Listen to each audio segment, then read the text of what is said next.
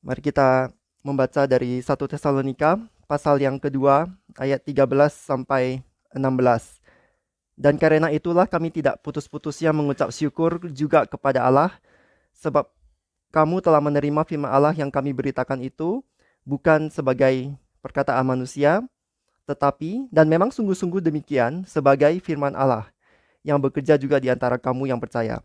Sebab kamu, saudara-saudara, telah menjadi penurut jemaat-jemaat Allah di Yudea, jemaat-jemaat di dalam Kristus Yesus, karena kamu juga telah menderita dari teman-teman sebangsamu segala sesuatu yang mereka derita dari orang-orang Yahudi.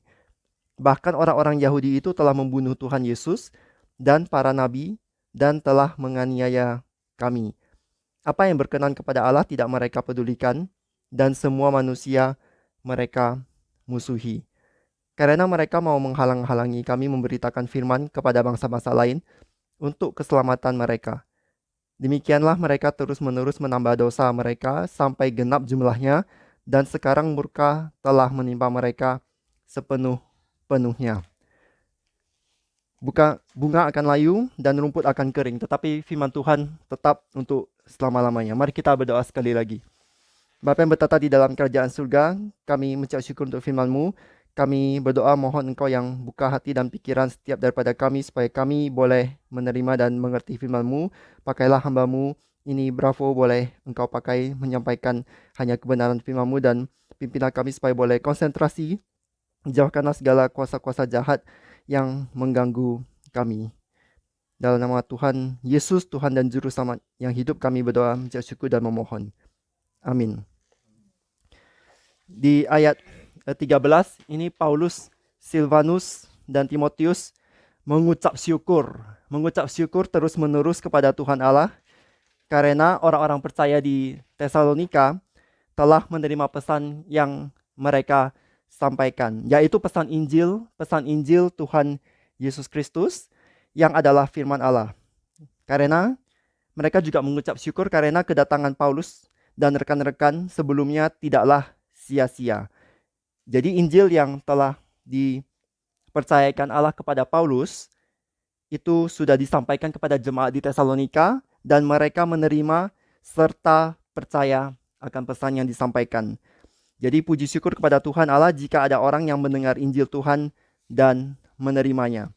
Bahkan Injil Tuhan itu bukan disampaikan Paulus dengan kata-kata saja, melainkan juga dengan hidupnya. Oleh karena itu, jemaat Tesalonika itu dapat melihat Paulus menjadi atau sebagai pelaku firman.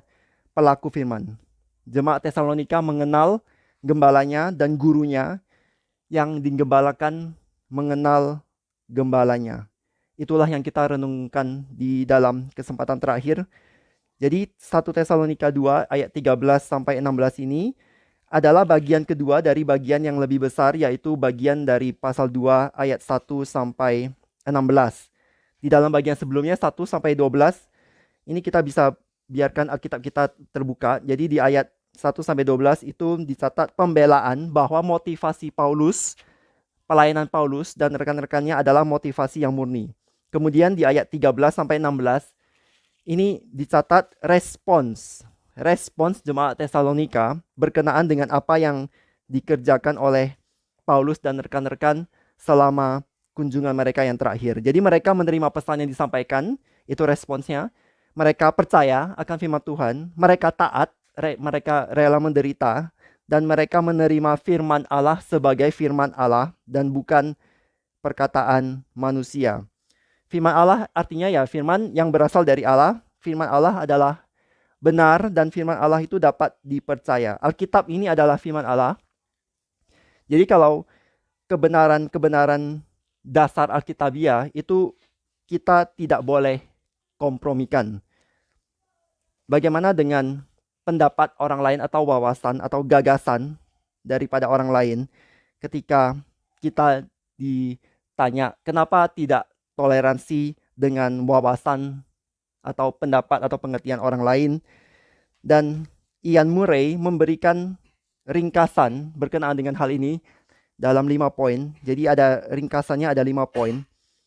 Yang pertama, gagasan atau pendapat bahwa kesalahan dan ajaran sesat itu hanya kesalahan yang tidak serius, dan itu adalah bagian yang tidak dapat dihindari ketika kita bicara soal akademis, soal kesarjanaan atau scholarship. Maksudnya kalau kita belajar studi akademis itu tidak bisa dihindari kita berhubungan dengan kesalahan atau ajaran yang sesat.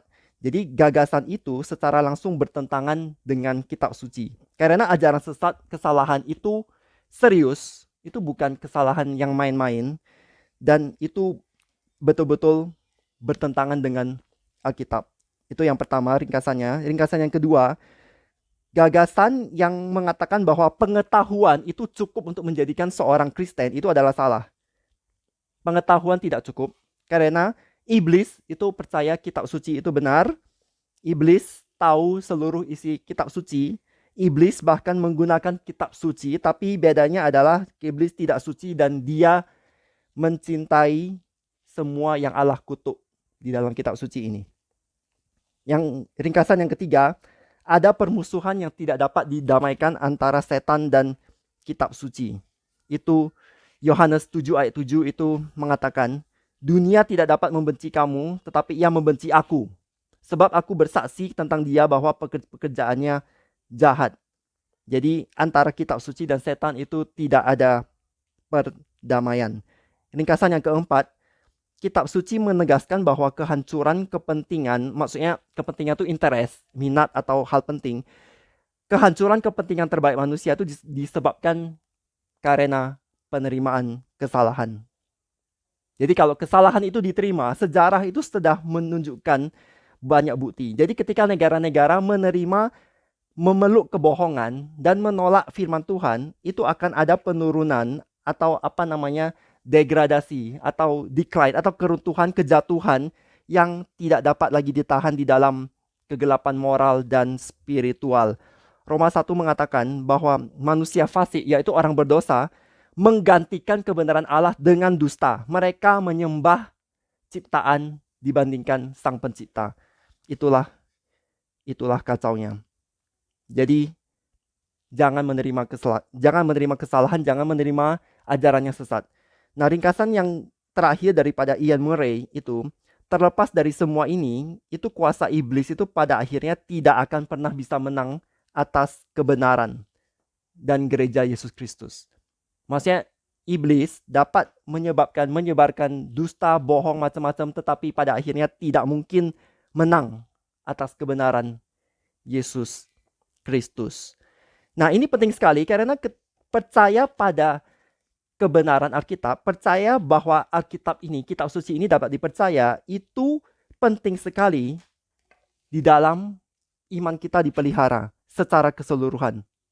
Maksudnya begini, ketika kita percaya Alkitab adalah firman Allah, maka kita percaya Alkitab itu benar dan dapat dipercaya. Dan ini bukan sekedar perkataan manusia. Ini penting karena Alkitab memang bukan sekedar perkataan manusia. Banyak orang itu lebih suka baca buku-buku karya manusia. Banyak orang lebih suka nonton film karya manusia. Banyak orang lebih suka nonton drama Korea yang adalah karya manusia. Orang Korea juga manusia. Dan memang banyak karya manusia itu mengandung cerita yang bagus-bagus. Jadi kalau kita nonton drama Korea, itu mereka banyak film yang bagus sekali, bisa membawa perasaan kita, bisa membuat kita senang, bisa membuat kita sedih. Itu bermain dengan emosi dan orang bisa menjadi terhibur. Nah, tapi yang harus kita sadari adalah itu adalah tulisan atau karya manusia. Jadi tulisan manusia, karya manusia itu adalah perkataan manusia. Masyarakat sekarang ini dipengaruhi oleh cerita fiksi. Fiksi itu fiction, cerita rekaan fiksi. Jadi bukan yang benar-benar terjadi, tapi rekaan. Masyarakat sekarang ini dipengaruhi oleh cerita fiksi secara kuat dan pengaruhnya itu besar sekali. Kata-kata atau perkataan itu kuat sekali pengaruhnya. Kita sudah belajar di dalam kitab Yakobus. Ingat, walaupun lidah itu adalah bagian yang kecil dari tubuh, namun dapat memegahkan perkara-perkara besar. Seperti kecilnya api, ia dapat membakar hutan yang besar. Itu ada orang namanya Bertrand Russell, ada yang namanya George Bernard Shaw, dan Herbert George Wells. Ini mereka bertiga ini mewakili orang-orang yang berpengaruh, yang mengajarkan bahwa hubungan seksual tidak ada koneksi dengan pernikahan. Mereka bertiga adalah penulis yang berpengaruh di zaman mereka, dan mereka telah memberi pengaruh pada generasi-generasi sesudah mereka meninggalkan dunia ini. Betul kan? Apa kata dunia ini? Silakan berhubungan seksual, itu tidak ada orang yang bisa membatasi kamu. Itu tidak ada koneksinya dengan pernikahan. Pernikahan tidak lagi suci. Itulah kata-kata orang dunia, dan semua ini berasal dari orang-orang berdosa yang tidak bertobat. Ian Murray juga menulis buku yang berjudul Undercover Revolution untuk menunjukkan bahwa sebagian besar penulis cerita fiksi itu memanfaatkan fiksi cerita rekaan untuk mempresentasikan sesuatu yang mereka yakin lebih baik daripada hidup Kristen. Jadi Murray ini menunjukkan bahwa motivasi mereka itu bukan lahir dari mereka mau mencari sesuatu yang lebih baik. Melainkan motivasi mereka menulis cerita fiksi itu lahir dari kebencian mereka terhadap kebenaran Injili, yang sebagian besar mereka sudah dengar atau diajarkan ketika mereka masih kecil. Contoh yang paling konkret adalah novelis Robert Louis Stevenson. Robert Louis Stevenson ini menulis buku Treasure Island misalnya, dan Strange Case of Dr. Jekyll and Mr. Hyde. Mungkin ada dari kalian yang sudah membacanya atau melihat filmnya. Nah, Robert Louis Stevenson ini dianggap adalah seorang penulis cerita yang baik sekali bagi anak-anak, termasuk petualangan-petualangan yang seru. Namun, realita hidup pribadinya itu berbeda.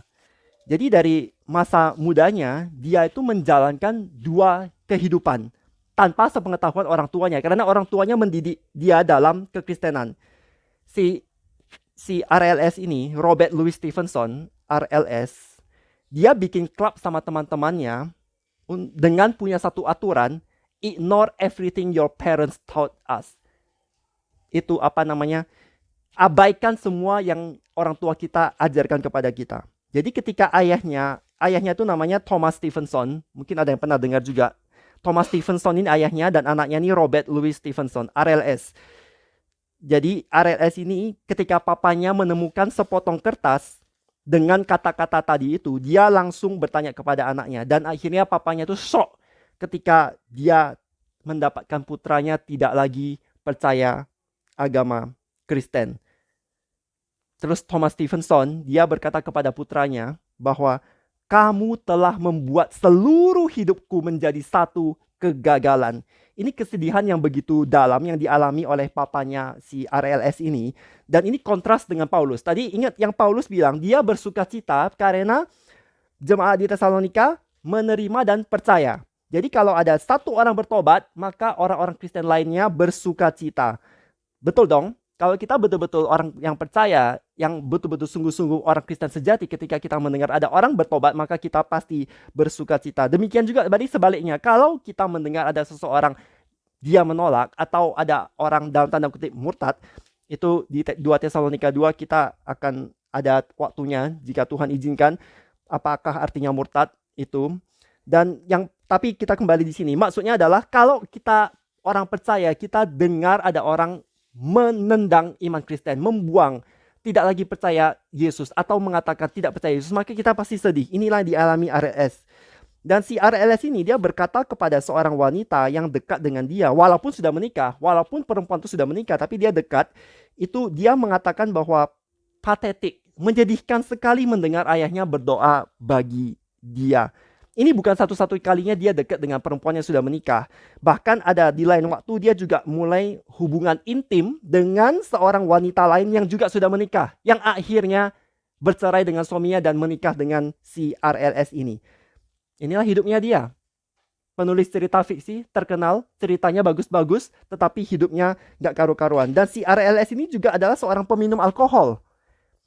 Dia bergaul dengan orang-orang yang minum alkohol. Jadi ketika dia masih mahasiswa, si RLS ini dia bergaul dengan orang-orang minum alkohol, dan satu hal yang kita pelajari adalah pengaruh pergaulan itu perlahan tapi pasti. Demikian juga pengaruh cerita fiksi. tulisan fiksi itu perlahan tapi pasti. Pelajaran apa yang bisa kita petik? Banyak, tentu saja banyak ya, tapi hari ini kita tekankan dua saja. Dua saja. Yang pertama, salah satunya adalah kata-kata di dalam fiksi, karya fiksi manusia itu dapat mengubah standar moral berjuta-juta orang, termasuk orang-orang yang hidup setelah penulis meninggal. Jangan kira komik itu netral, jangan kira video YouTube itu netral, jangan kira film Hollywood netral, jangan kira drama Korea itu netral. Mari kita berhati-hati. Karena apa yang kita baca, apa yang kita lihat, apa yang kita dengar berulang-ulang itu memiliki pengaruh perlahan-lahan tapi pasti. Demikian juga dengan Alkitab. Kalau kita baca Alkitab pelan-pelan, tiap hari terus, itu kita berdoa, kita minta Tuhan pasti kuduskan kita, itu pengaruhnya juga. Tapi kalau kita isi waktu kita bukan dengan Alkitab tetapi dengan itu drama-drama Korea, maka kepala kita hanya akan ada isi pengajaran karya fiksi daripada tulisan manusia. Mari kita pegang teguh firman Tuhan yang adalah kebenaran ini. Mari kita terima firman Allah ini sebagai firman Allah dan bukan perkataan manusia. Jadi biarkan perkataan Allah atau firman Allah ini bekerja di dalam hati kita, bukan perkataan manusia. Karena kalau kita nonton berulang-ulang, baca berulang-ulang karya manusia, itu kita membiarkan perkataan manusia bekerja di dalam hati kita. Inilah maksudnya yang bekerja juga di dalam kamu percaya. Jadi kita bukan hanya menerima, tetapi kita juga tetap harus tinggal dan hidup di dalam kebenaran. Kita percaya, kita hidup. Itu tadi pelajaran yang pertama. Maksudnya pelajaran pertama itu karya fiksi manusia itu dapat mengubah standar moral. Pelajaran kedua, manusia berdosa bisa menulis sebagus apapun, namun dia tidak bisa diselamatkan oleh tulisan dan perkataan dia sendiri. Jika hidupnya itu adalah hidup di dalam dosa, dan memang seringkali banyak orang tulis perkataan yang bagus-bagus, namun hidupnya jauh dari keindahan yang dia tulis sendiri. Contohnya adalah Utada Hikaru. Utada Hikaru adalah seorang penyanyi Jepang. Dia menulis lagu-lagu romantis yang bagus, namun dia sendiri bercerai 2 kali. Goso Aoyama, penulis komik Detektif Conan. Aku sendiri baca. Goso Aoyama, penulis komik Detektif Conan. Ini ceritanya bagus-bagus sekali, seru-seru sekali. Dan ada juga cerita-cerita romantis di antara tokoh-tokohnya di dalam komiknya. Tetapi di dalam hidup nyata, Goso Aoyama cerai dengan istrinya. Nicholas Charles Sparks. Nicholas Charles Sparks ini adalah penulis novel antara lain A Walk to Remember dan The Notebook. Dia adalah seorang penulis novel yang terkenal dan paling sedikit itu 10 novelnya udah dijadikan film. Kalian ada yang nonton nggak A Walk to Remember? Ya, bagus kan? The Notebook. The Notebook dulu ketika ada film Titanic, aku merasa film Titanic itu film paling romantis. Begitu ada Notebook, itu Titanic dikalahkan. Karena The Notebook itu romantisnya baik sekali. Tetapi bagaimana sih hidup pengarangnya, penulisnya? Dia juga bercerai sendiri sama istrinya. Inilah penulis karya fiksi manusia. Manusia bisa tulis yang baik-baik, namun tidak menjalankannya sendiri. Mungkin tidak mau atau mungkin juga tidak mampu. Tetapi ini beda dengan Tuhan Allah. Tuhan Allah berkata-kata dan perkataannya itu benar. Dan ketika dia berjanji, dia memenuhi janjinya. Ketika Allah berencana, itu rencananya adalah yang terbaik. Maksudnya adalah kita menerima firman Allah dan bukan sekedar perkataan manusia. Manusia bisa salah. Ini tadi barusan aja pagi datang aku bilang sama Gosal, ini kursi di tengah, siapa yang akan duduk? Nggak ada yang masuk gitu kan. 1 menit kemudian Gosal tunjuk udah ada yang duduk kan. Jadi aku bisa salah, manusia bisa salah. Jadi tapi Tuhan tidak bisa salah. Nah, mari kita kembali ke bagian kita di Tesalonika. Nah, di sini juga bicara soal penderitaan. Jadi orang Kristen Yahudi itu menderita karena dianiaya oleh sesama orang Yahudi. Nah, jemaat-jemaat di sini ini sebenarnya belum berarti gereja seperti yang kita kenal sekarang, namun ini adalah referensi kepada gereja. Kenapa kita bisa yakin? Karena di sini ditulis di dalam Kristus Yesus. Mengapa disebut jemaat-jemaat di Yudea dan bukan jemaat lain yang lebih dekat kepada Tesalonika atau jemaat lain yang didirikan oleh Paulus juga? Jadi ada beberapa kemungkinan jawaban. Yang pertama adalah jemaat-jemaat Yudea itu dianggap sebagai asal-usul kekristenan. Mereka adalah orang Kristen pertama yang dianiaya. Mereka telah menderita karena iman mereka. Dan oleh karena itu mereka dikenal di antara gereja mula-mula untuk ketahanan mereka melewati penganiayaan. Mereka menderita dengan cara yang sama dengan orang-orang Kristen di Tesalonika. Dan penyebutan jemaat-jemaat Yudea ini membuka pintu bagi Paulus untuk menunjukkan kepada jemaat Tesalonika di dalam 2 ayat berikutnya bahwa mereka, yaitu orang Kristen yang menderita ini, itu berada di dalam garis yang panjang. Jadi ada satu garis yang panjang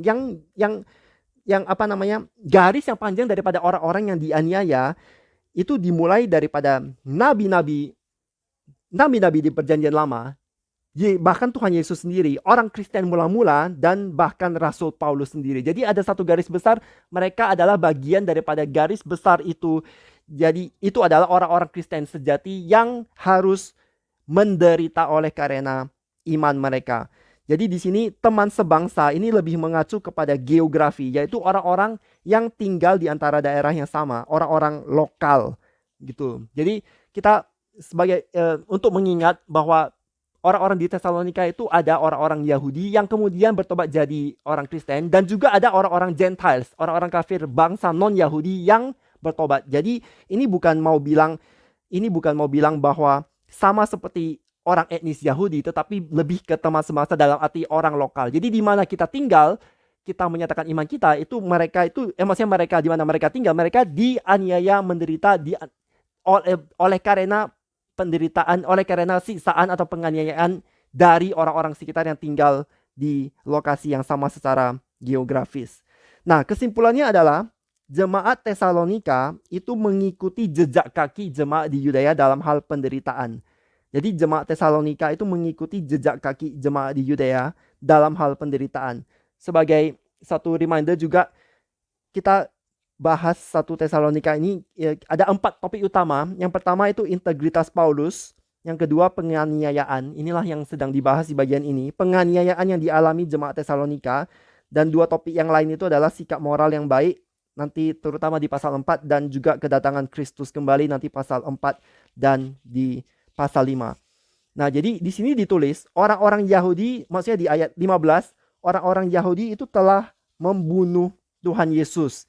Di Kisah Para Rasul 2 ayat 23, dia yang diserahkan Allah menurut maksud dan rencananya telah kamu salibkan dan kamu bunuh oleh tangan-tangan bangsa-bangsa durhaka. Jadi di sini, jadi Kisah Para Rasul 2 ayat 23 itu bisa dicatat, nanti kita akan ke sana lagi. Jadi Petrus jelas menyatakan bahwa orang-orang Yahudi yang bersalah dalam hal membunuh Yesus. Tentara dan pemerintah Romawi adalah instrumen yang mereka gunakan. Kemudian ini ada kalimat dari Larry Ball. Larry Ball mengatakan, Wahyu adalah kisah penghakiman Allah atas Israel yang menyalibkan Kristus. Ini adalah cerita tentang penghakiman terhadap mereka yang menikam dia, menurut Larry Ball. Nah, kita baca lagi Kisah Para Rasul 5 ayat 30.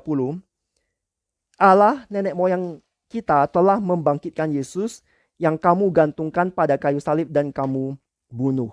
Bukan saja demikian, bukan saja membunuh Yesus, tapi juga para nabi. Di sini ditulis mungkin menunjuk kepada orang percaya Perjanjian Baru seperti Stefanus dan Yakobus, atau interpretasi lain mengatakan Paulus mengacu kepada satu tradisi yang terkenal yang berkenaan dengan pembunuhan nabi-nabi Perjanjian Lama. Ini kita bisa bandingkan banyak ayat Alkitab di 1 Raja-Raja 18, 19, 2 Tawarik, dan ada beberapa tempat yang lain. Maksudnya di sini adalah tradisi ini juga disebut di dalam kitab-kitab Injil, dan ini kita juga bisa dibandingkan di Kisah Para Rasul dan kitab Roma juga. Maksudnya adalah Paulus itu menyebut tradisi penganiayaan para nabi ini untuk menekankan kemiripan antara penganiayaan yang dialami gereja Tesalonika, gereja-gereja Yudea, dan dia sendiri dengan penganiayaan yang dialami oleh nabi-nabi Allah yang benar di dalam Perjanjian Lama. Itu yang mau ditekankan.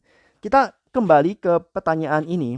Siapakah yang membunuh Yesus? Siapakah yang membunuh Yesus? Ini bagian yang panas sekali. Di dalam pertemuan terakhir, bukan pertemuan tapi kesempatan terakhir kita membahas 1 Tesalonika, itu sudah aku mulai karena ini menjadi bahan di mana orang memikirkan siapa yang membunuh Yesus sebenarnya. Apakah orang-orang Yahudi dalam arti pemimpin agama Yahudi kah? Seperti ditulis di sini, seperti ditulis di Kisah Para Rasul. Apakah orang Yahudi yang membunuh Yesus? Atau Pontius Pilatus kah? Karena Pilatus sendiri mengatakan kepada Yesus, kamu nggak tahu ya aku bisa bunuh kamu gitu. Karena pemimpin agama Yahudi juga tidak mungkin bisa bunuh Yesus jika Pilatus tidak menjatuhkan keputusan itu. Karena pada saat itu tanah Yudea itu di bawah, Palestina di bawah kekuasaan Romawi dan hanya pemerintah Romawi yang boleh menjatuhkan hukuman mati. Pemimpin agama Yahudi tidak bisa menjatuhkan hukuman mati. Jadi apakah Pilatus atau tentara Romawi yang memaku Yesus di kayu salib? Apakah tentara Romawi yang memaku, yang ketok itu paku itu, apakah tentara itu yang membunuh Yesus? Atau Allah Bapa? Ini populer di kalangan orang-orang yang percaya Alkitab. Mereka bilang Allah Bapa yang tidak menyayangkan anaknya sendiri, tetapi yang menyerahkannya bagi kita semua. Dan Allah Bapa ini menyerahkan anaknya karena dia mengasihi kita. Dan Allah Bapa ini sebenarnya memberi kasih karunia kepada kita dengan cara mengorbankan anaknya. Atau pilihan berikutnya, apakah Yesus sendiri-kah bunuh diri? Lukas 23 ayat 46. Yesus berseru dengan suara nyaring, "Ya Bapa, ke dalam tanganmu kuserahkan nyawaku." Dan sesudah berkata demikian, ia menyerahkan nyawanya. Maksudnya, manusia tidak bisa membunuh Yesus. Pilatus tidak bisa bunuh Yesus. Orang-orang Yahudi tidak bisa membunuh Yesus. Itu tentara Romawi yang mau paku Yesus, yang memaku Yesus itu tidak bisa membunuh Yesus karena Yesus adalah Allah. Tidak mungkin Yesus mati kalau dia tidak menyerahkan nyawanya sendiri. Ini yang disaksikan oleh ayat ini. Dan ini ditulis, Yesus berseru dengan suara nyaring di kayu salib. Setelah berapa jam? 3 jam, 6 jam. Orang kalau di kayu salib dipaku, ini darah ngalir semua. Itu sebentar aja udah loyo. Leher akan lemes, kemudian dia nggak bisa lagi bicara, nggak ada kekuatan lagi. Tapi Alkitab mencatat, dan ini aku baru konfirmasi beberapa minggu lalu di rumah Heru, waktu aku ke atas aku ambil satu bukunya Stephen Tong. Aku harus bilang karena ini dari dia. Di situ ditulis, itu perkataan keempat sampai perkataan ketujuh di kayu salib. Itu Yesus mengatakan dengan suara yang keras, yang nyaring, masih bisa teriak. Jadi apakah Yesus mati karena dia kehabisan darah? Enggak. Orang kalau di kayu salib, dipaku, itu biasa matinya ada yang 2 hari, 3 hari, 4 hari, atau bisa 5 hari. Tetapi kenapa Yesus sudah mati setelah 6 jam di kayu salib? Ingat, waktu besoknya, ini kan hari Jumat, waktu besoknya itu adalah hari Sabat khusus, jadi tidak boleh ada mayat tergantung. Itu para pasukan, para tentara itu diperintahkan untuk langsung potong kakinya kan. Kalau kakinya dipotong, orangnya lagi di kayu salib kayak dipotong, itu darah langsung mengucur dan langsung finish. Tapi ketika mereka mau mengecek Yesus, mereka tusuk di sini, itu keluar darah dan air, dan bahkan bukan hanya darah tetapi darah yang menggumpal. Ini tidak ada dikomentari selain 2 orang, 1 Stephen Tong dan 2 Maria Audrey Lukito. Di dalam komentari lain aku tidak menemukan yang namanya darah gumpalan itu. Darah gumpalan itu maksudnya dia memberi kesaksian lebih kuat bahwa ini betul-betul sudah mati. Darah dan air keluar aja itu sudah bukti mati. Tapi begitu menggumpal itu sudah pasti mati. Jadi tidak ada kata Yesus itu tidak mati. Itu adalah ajarannya sesat. Melainkan Yesus itu betul-betul mati. Nah, jadi pertanyaannya kembali lagi, siapakah yang membunuh Yesus? Apakah Yesus membunuh diri? Siapakah yang membunuh Yesus? Kita balik ke ayat tadi yang kita udah catat. Kisah Para Rasul 2 ayat 23. Maksudnya dia nih Yesus, dia yang diserahkan Allah menurut maksud dan rencananya telah kamu salibkan dan kamu bunuh oleh tangan bangsa-bangsa durhaka. Mari kita baca Yesaya 53 ayat 3-8. Mungkin ada yang boleh sukarela tolong membacakan Yesaya pasal 53 ayat yang ketiga sampai yang ke-8.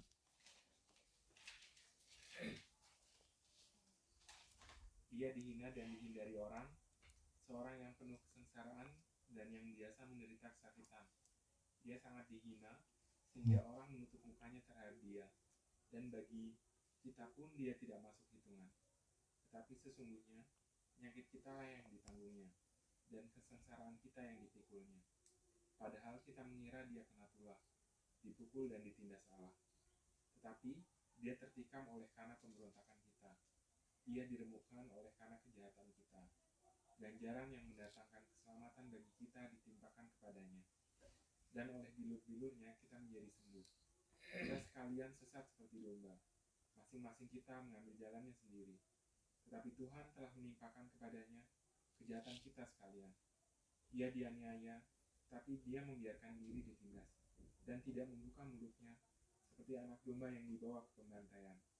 Seperti induk domba yang keluh di depan orang-orang yang mengutin bulunya, ia tidak membuka mulutnya. Sesudah penahanan dan penghukuman ia terambil, dan tentang nasibnya siapakah yang memikirkannya? Sungguh ia terputus dari negeri orang-orang hidup, dan karena pemberontakan umatku ia kena tulah. Satu lagi dari 2 Korintus 5 ayat 21, mungkin ada tolong bacakan. 2 Korintus 5 ayat 21.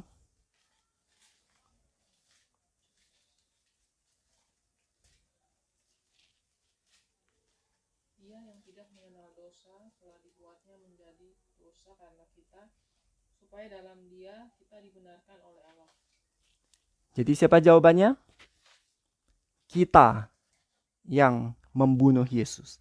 Per definisi, yang membunuh adalah yang mencabut nyawa atau yang mematikan, yang membuat mati.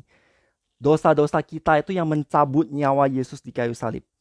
Yesus mati karena dosa-dosa kita demi menebus kita, demi menyelamatkan kamu dan saya. Makanya bertobat hari ini, kita harus sadar itu yang membunuh Yesus itu adalah kita. Alasannya begini. Yesus tidak harus mati. Betul kan? Gak ada kewajiban Yesus harus mati. Kenapa Yesus rela mati? Yang pertama. Yang kedua, pemimpin agama-agama Yahudi, mereka mau membunuh Yesus karena otoritas mereka sebagai pemimpin agama diganggu. Yesus mengajarkan kebenaran, tetapi Yesus membuka kedok daripada itu pemimpin agama, ahli-ahli Taurat, orang-orang Farisi, orang-orang Saduki, itu Sanhedrin. Semua mereka dibuka kedoknya. Ketahuan mereka motivasinya apa. Nah, mereka merencanakan membunuh Yesus berkali-kali. Mereka mau bunuh Yesus, tetapi mereka tidak bisa membunuh Yesus. Kalaupun mereka bisa, mereka juga tidak ada sesuatu alasan, maksudnya alasan yang perlu dalam arti mereka membunuh Yesus. Dalam arti begini, misalnya mereka bunuh satu orang, katakanlah Sanhedrin ini, pemimpin agama Yahudi, membunuh siapa? Bobby. Mereka membunuh Bobby kan. Itu mereka tidak punya suatu alasan yang perlu. Karena bunuh nggak bunuh, mereka tetap hidup. Kalau Bobby tidak dibunuh oleh Sanhedrin, satu hari Bobby juga akan mati karena dia orang berdosa. Betul kan? Maksudnya kita semua orang berdosa. Kamu dan saya, kita orang berdosa. Kita harus mati karena kita orang berdosa. Tetapi Yesus tidak harus mati karena dia nggak berdosa. Dia tidak ada alasan satu, dia tidak harus mati. Dia tidak ada kewajibannya. Kedua juga alasannya juga tidak perlu. Dia nggak ada keperluan itu. Jadi kalaupun orang-orang pemimpin Yahudi mau, itu mereka mau aja boleh kan. Aku juga mau punya rumah, mau aja kan. Tapi tidak ada alasan yang perlu yang menyebabkan mereka bisa dan juga mereka adalah pembunuh. Yang kedua Pilatus. Pilatus sendiri itu juga Yesus bilang kan, kalau kuasa itu tidak diberikan dari atas, tuh kamu tuh nggak ada kuasa apa-apa. Jadi kalaupun Pilatus bisa memberikan perintah kepada tentara Romawi itu bisa memaku, tapi dia nggak bisa membunuh. Ngerti ya bedanya ya? Yesus itu mati di kayu salib itu menurut rencana Allah, karena Allah Bapa yang menyerahkannya. Tetapi kenapa Allah Bapa mau mengorbankan anaknya? Demi kita, menebus kita. Kalau Allah Tritunggal, Allah Bapa, Allah Anak, Allah Roh Kudus, sama sekali, contoh ya, sama sekali mereka tidak mau menyelamatkan satu manusia pun, Yesus nggak perlu mati kan? Jadi, siapa yang membunuh Yesus? Kamu dan saya. Dosa-dosa kita. Maka ini panggilan buat kita, satu untuk bertobat, dua untuk ketika kita mau berdosa berikutnya. Ingat, itu darah Yesus itu dicurahkan. Dia harus mati di kayu salib. Itu satu harga yang begitu mahal. Apakah kita mau membunuh Yesus berulang-ulang? Enggak kan? Makanya 1 Yohanes itu yang sudah kita bahas itu keras sekali dan ini ketat sekali. 1 Yohanes itu, ingat nggak? Orang yang percaya, yang diselamatkan itu pasti mengasihi dan hidup di dalam terang, tidak lagi hidup di dalam kegelapan. Satu-satunya pengecualian itu jikalau masih berdosa, itu ingat bahwa kita punya perantara, yaitu Yesus Kristus. Sekali lagi, Yesus Kristus, juga di Ibrani, Yesus Kristus itu tidak ada pengampunan darah, tidak ada pengampunan dosa tanpa penumpahan darah. Inilah kenapa Yesus harus mati. Jadi di sini sekali lagi, supaya nggak terlalu lama, di sini ditulis, kamu atau orang-orang Yahudi yang membunuh, ini mau menekankan sisi bahwasannya Pilatus itu bukan mau membunuh dengan keinginan sendiri, mereka didorong oleh para pemimpin agama Yahudi. Pemimpin agama Yahudi itu mau membunuh Yesus, mau memakukan Yesus di kayu salib. Mereka mau, bagi mereka ini adalah seorang pengganggu, supaya pengganggu ini disingkirkan. Dan ini adalah sesuatu yang dari perspektif manusia tragis sekali. Kalau kita melihat Yesus di kayu salib tanpa melihat kebangkitannya, itu memang tragis. Tetapi kita harus ingat bahwa Yesus bukan tinggal di dalam kuburan, melainkan dia bangkit pada hari yang ketiga. Hari yang ketiga itulah hari Minggu, hari pertama setiap minggu. Makanya kita sekarang berkebaktian di hari Minggu dan bukan lagi Sabat seperti orang Yahudi di hari Sabtu. Nah, korban yang Yesus berikan, yaitu diri sendiri sebagai anak domba penghapusan dosa kita, itu adalah korban yang berkenan kepada Allah. Di sini juga dituliskan berkenan kepada Allah. Jadi ini berkenan kepada Allah ini adalah salah satu ekspresi Paulus untuk menggambarkan sikap dan kelakuan yang sejati. Apa yang berkenan kepada Allah tidak mereka pedulikan. Kemudian lanjut, memberitakan firman kepada bangsa-bangsa lain untuk keselamatan mereka.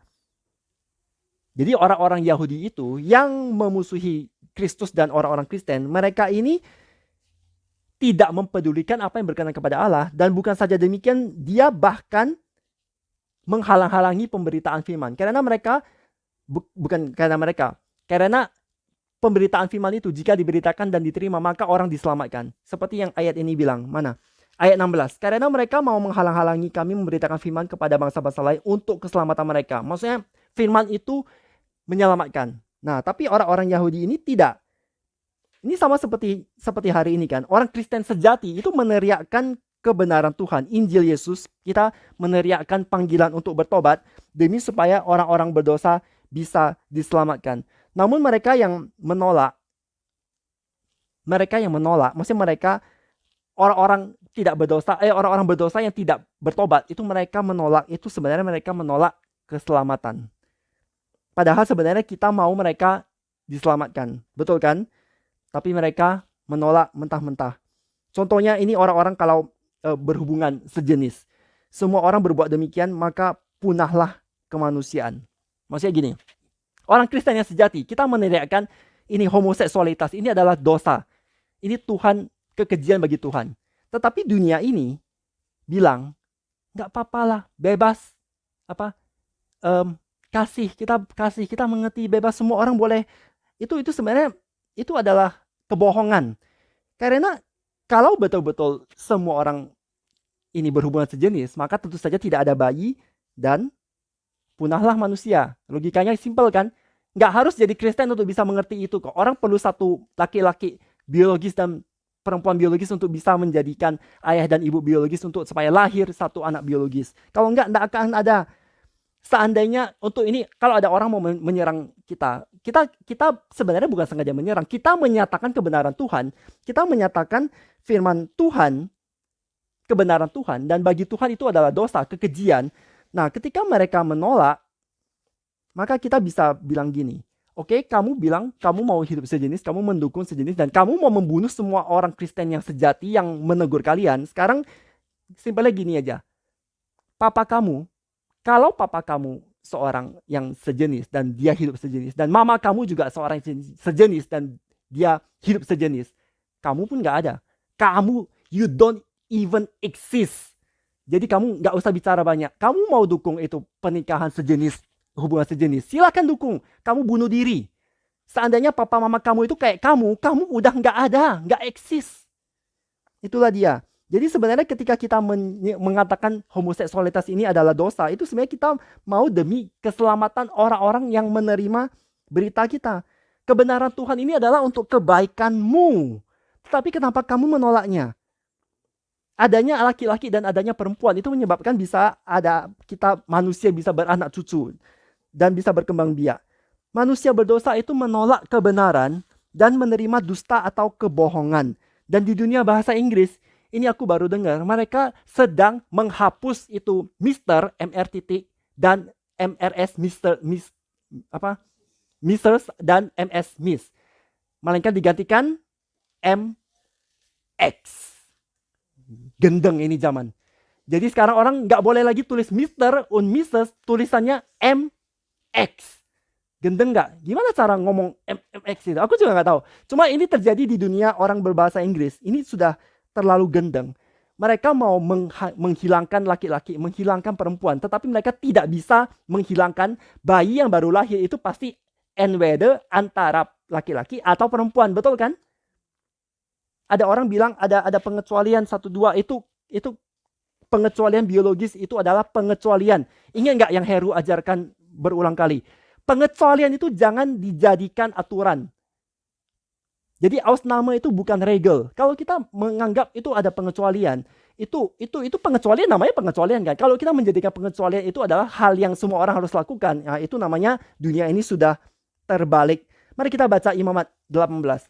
Di grup sebelah itu kami ada program baca Alkitab dan sekarang ini sedang sampai di Imamat dan aku harus bagikan kepada kalian satu pasal yang sangat mengerikan, yaitu Imamat pasal 18. Nanti kalian pulang bisa bacakan. Ini soal dosa seksual. Itu begitu mengerikan.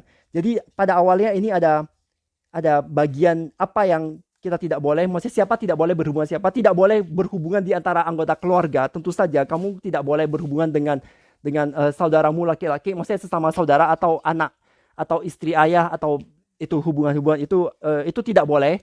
Dan yang paling jelas itu kita segera loncat ke ayat 20 ayat 22. Janganlah engkau tidur dengan laki-laki secara orang bersetubuh dengan perempuan karena itu suatu kekejian. Jadi jangan homoseksual. Kemudian ayat 29, karena setiap orang yang melakukan sesuatu pun dari segala kekejian itu, orang itu harus dilenyapkan dari antara bangsa-bangsanya. Maksudnya hukuman mati. Ini Imamat 18 mengerikan loh. Ada orang bilang, oh kita diselamatkan oleh anugerah. Kita diselamatkan oleh anugerah. Kita tidak perlu menjalankan hukum Taurat. Perjanjian lama itu lupakan saja. Karena kita diselamatkan oleh anugerah. Pertanyaannya betul nggak? Betul nggak itu? Betulnya separuh ya. Karena orang yang diselamatkan justru itu dimampukan untuk mentaati hukum moral Allah. Yang harus dibedakan itu adalah hukum ritual dan hukum moral. Dan juga ada yang lain. Tapi maksudnya di sini adalah yang ritual itu sudah tidak ada lagi. Dalam arti kita tidak lagi perlu menyembelih domba, kambing, atau burung merpati bagi orang yang tidak punya uang. Itu tidak perlu lagi karena korban penghapusan dosa itu sudah komplit, sudah sempurna. Itu adalah karya Kristus di kayu salib. Sudah sempurna, kita nggak perlu lagi. Tetapi hukum moral itu tetap berlaku. Sama seperti Yesus bilang di sini kan. Yesus bahkan menjelaskan lebih. Itu apa? Jangan berzina. Jadi berzina itu bahkan Yesus bilang bukan hanya secara badan, tetapi ketika kita di dalam pikiran, mau ini mau itu, wah, seperti tadi yang siapa itu RLS Stevenson itu apa berhubungan intim dengan istri orang lain. Oh ayo, itu di perjanjian lama udah dihukum mati, dilempari pakai batu. Itu adalah suatu kekejian. Jadi kita harus perhatikan firman Allah itu diberitakan itu untuk keselamatan orang-orang berdosa yang mendengar dan menerimanya. Tapi sayang sekali orang-orang jahat itu bukan saja menolaknya, tetapi juga menghalangi pemberitaan firman Tuhan itu. Maka disebut itu sebabnya di sini disebut bukan di sini disebut apa? Mereka memusuhi semua orang karena mereka tidak mau orang-orang itu mendengar pemberitaan firman yang bisa menyelamatkan mereka. Ini adalah sesuatu yang menyedihkan sekali. Semua orang mereka manusia musuhi. Dan di dalam sejarah itu ada orang-orang yang mencatat sejarah, itu orang-orang Yahudi itu juga pada saat itu ya, orang-orang Yahudi itu memusuhi dan membenci orang-orang lain. Terus Yosefus mencatat, ini sejarawan Yosefus itu bahkan mereka terutama membenci orang Yunani.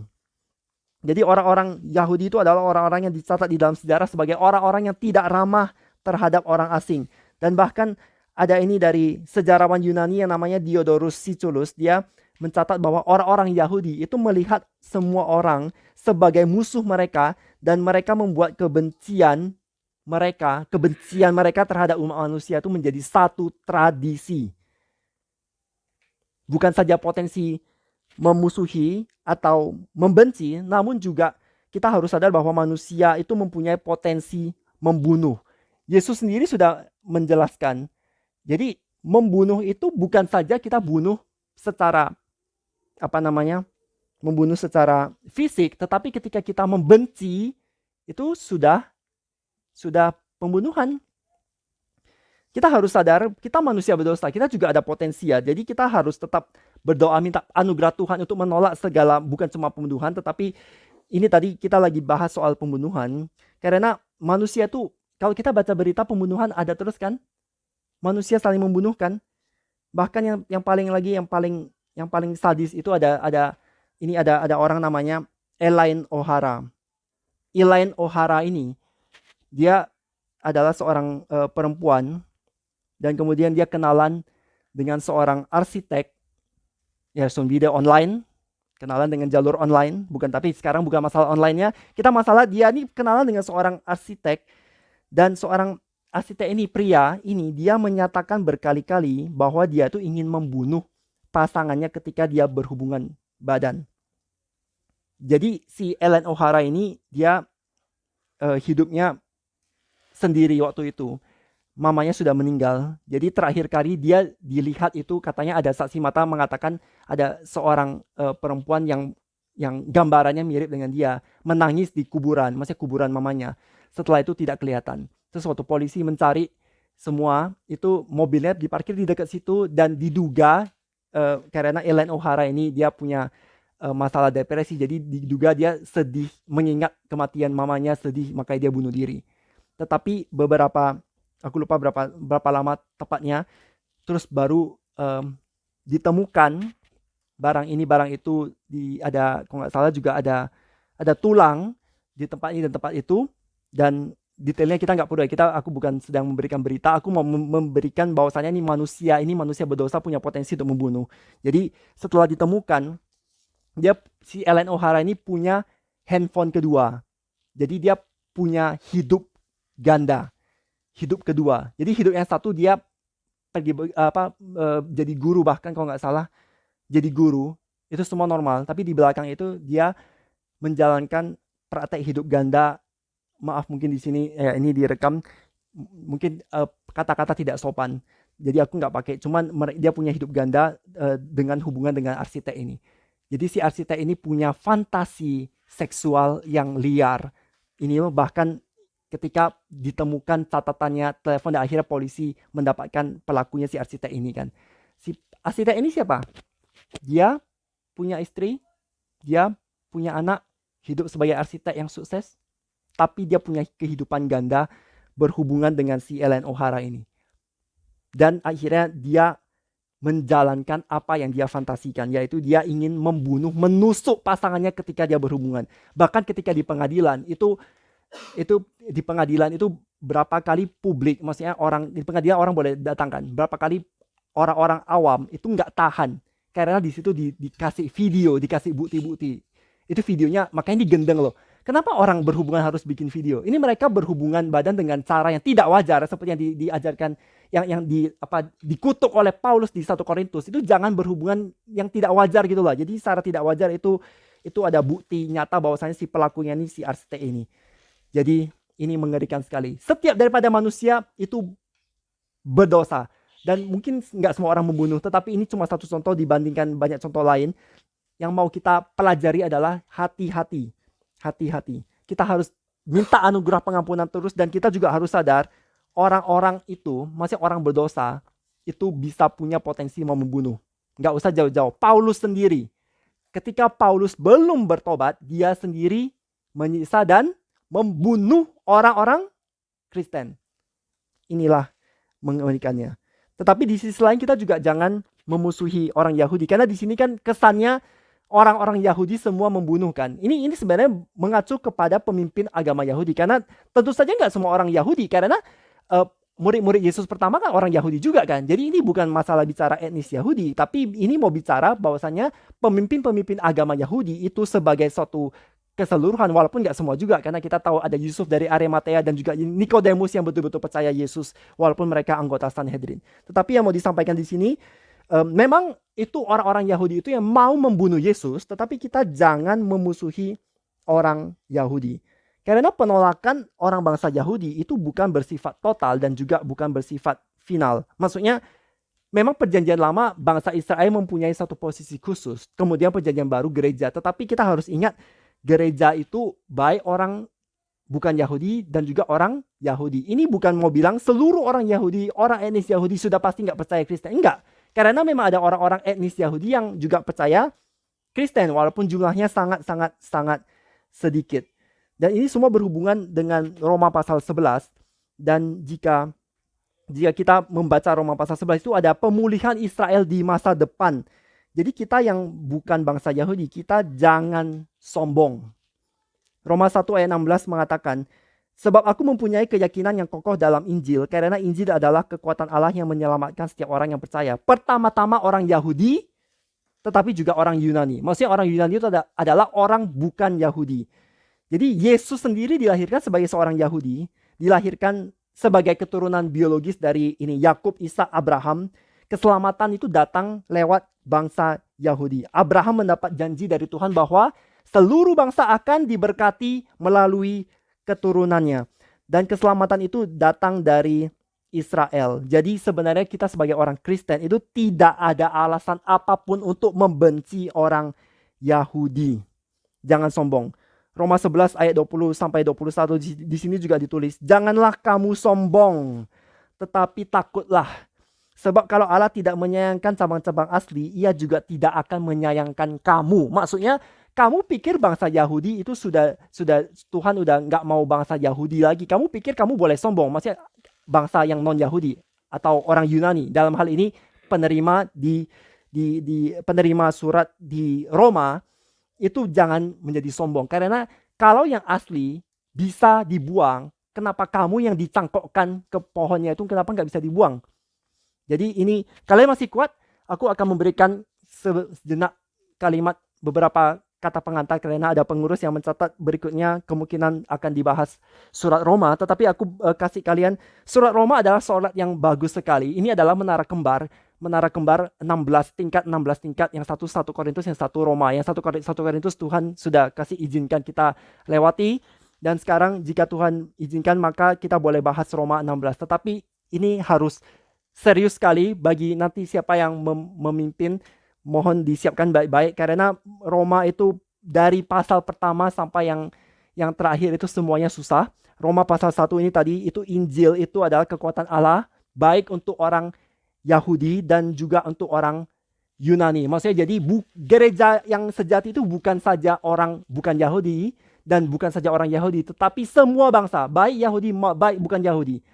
Dan di situ di dalam Roma itu juga dilanjutkan, manusia itu bukan diselamatkan hanya karena dia terlahir sebagai etnis tertentu. Kalau kita lahir sebagai keturunan Israel atau keturunan Abraham, itu sama sekali tidak menjamin keselamatan kita. Dan Allah itu berdaulat.